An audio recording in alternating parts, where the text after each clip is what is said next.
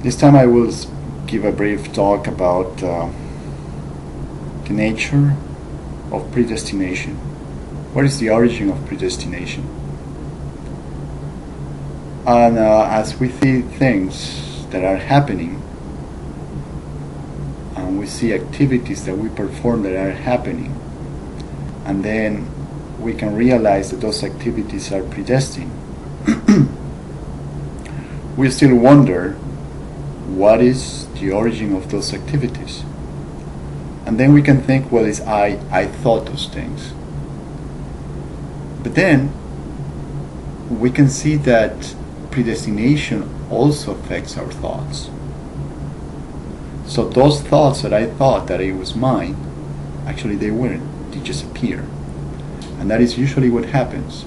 If you ask anybody if they have control over their thoughts, if they really did have control, it will be something like this. I have this hand, and if I order my hand to just come down, it will do that. But if you ask somebody that has so many thoughts to stop all his or her thoughts at once, they won't be able to do it.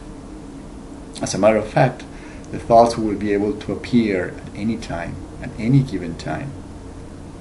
So that shows lack of control. So where do those thoughts come from then? Is somebody throwing those thoughts at us? And this is what science won't be able to give an answer to, but rather spirituality be able to. Because once I understand that everything that I do has an origin in something that I have practiced and that I have made it strong through practicing over and over again, then that is the cause of it. Those things that I am predisposed, which are called predispositions, are the actual cause for thoughts. How that works? First of all, this is the name that in Hindu mythology they call that Sanskaras, which are behavioral predispositions. And as we understand, as souls, I had different bodies. So my performance, whatever I have done before, has an effect in an ulterior life experience. For instance, if I am a chain smoker, if I like to smoke, it's a predestined role. We know that. But if I ever try to stop that from happening, because through suffering I have understood that if I continue on, I may die.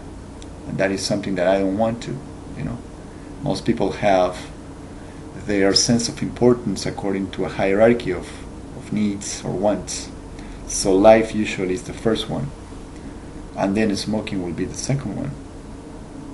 So if I wanted to stop that, I force myself to do it, but still I will see that thoughts, if I see a pen here, something like this,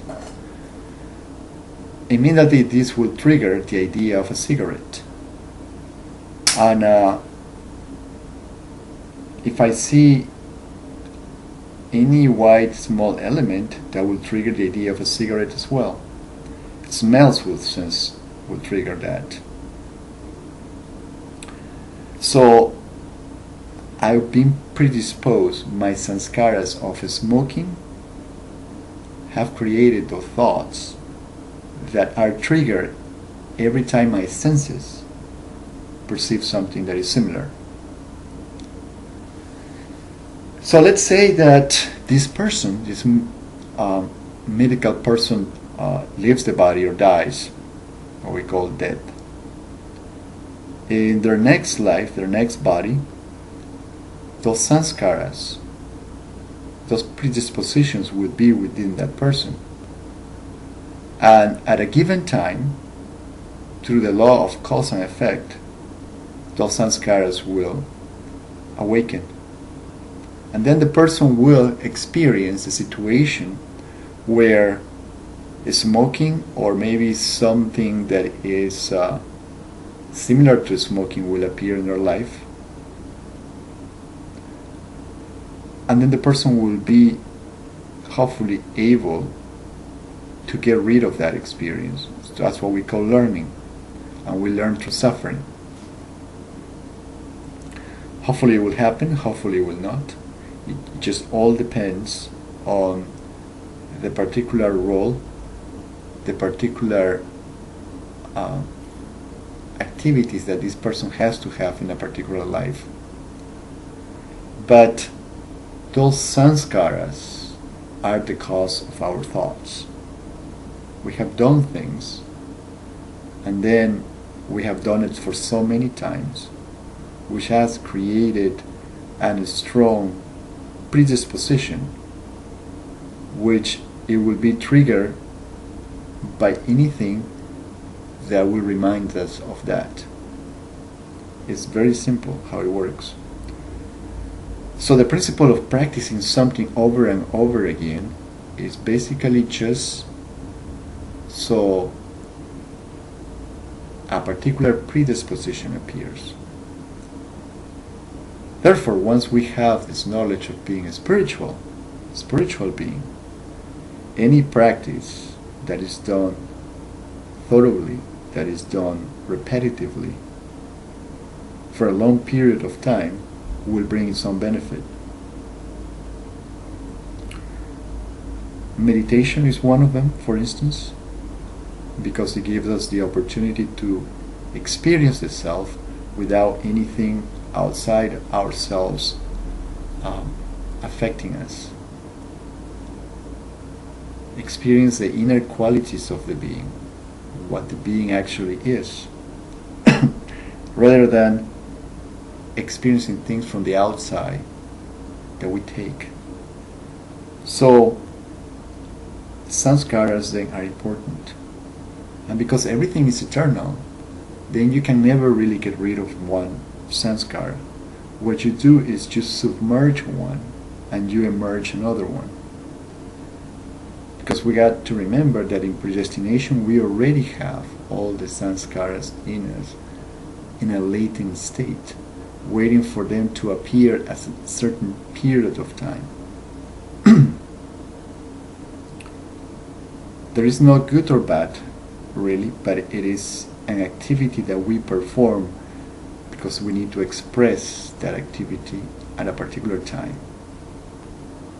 So somebody out there who is smoking, and that is a sanskara, and through that sanskara that person learns through suffering that he needs to stop doing that, eventually that activity will trigger some other activity, and that lack of suffering will trigger something closer to what it is happiness because of a good health.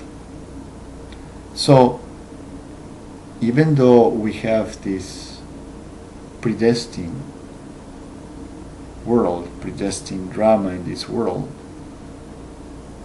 then through awareness we can sort of choose the activities based on our own sanskaras. Our sanskaras then dictate our activities. So one more time, the work that we need to do is within the self. Changing those sanskaras will change our thoughts.